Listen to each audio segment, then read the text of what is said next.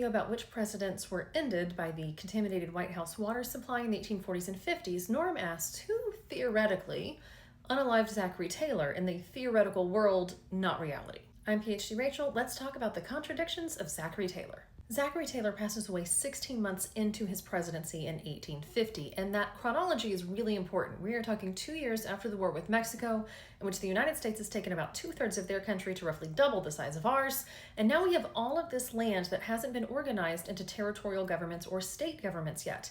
And the fight over whether this new land is going to be free or slave territory and then free or slave state, and how that's going to affect the balance of free and slave states in the Senate, is basically what's going to put us into civil war roughly 1 decade later. And as you see here from the James Madison Museum, Taylor, despite being a slave owner himself and an owner of several plantations, was a free soil president. He did not want slavery spreading into these new areas because he knew it would trigger fights that couldn't be stopped. A weird fact of the day, the reason the James Madison Museum has an article about Taylor is that he was born as his family was leaving Virginia for Kentucky. So they packed up all their stuff, they hit the road, and she gives birth before they get out of the county, and then has to do the whole trip to Kentucky. Bless that woman. Taylor is a bit of a contradiction here. He is a slave owner, he is pro-slavery, and yet because he is so pro-union and he thinks that this is the fight that could break the Union, he backs the Wilmot Proviso, which basically says no slavery in any area taken in Mexico. And he was not playing with those Southerners who were so upset at him that they threatened secession. He promised to, quote, lead the charge against any state that tried to leave the Union, thundering in February of 1850 to a group of Southern leaders that anyone in rebellion against the Union I will hang with less reluctance than I used in hanging deserters and spies in Mexico. So if it's not clear by now, our boy Zach had plenty of enemies. Clara Rising was the historian in Florida who put forward the idea that Taylor may have been poisoned. She talked about what easy access people would have had to his food because they were just kind of wandering through the White House when they felt like it.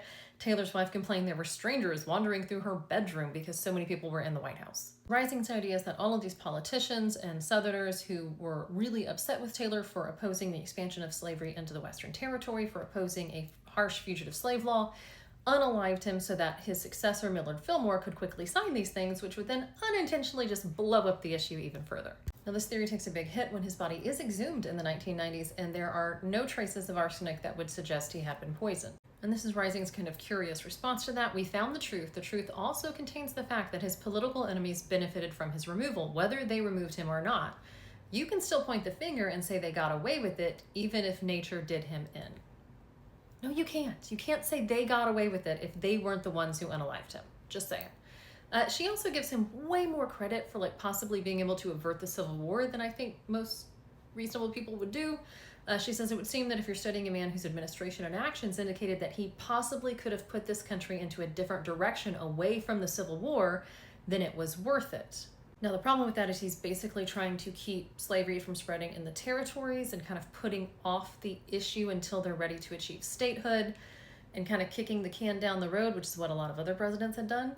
And when we do elect a president on a platform of not allowing slavery in those territories, the South secedes and we get civil war. So I don't really see how Taylor or anyone else could have avoided this conflict, which was basically baked into the U.S. from its founding.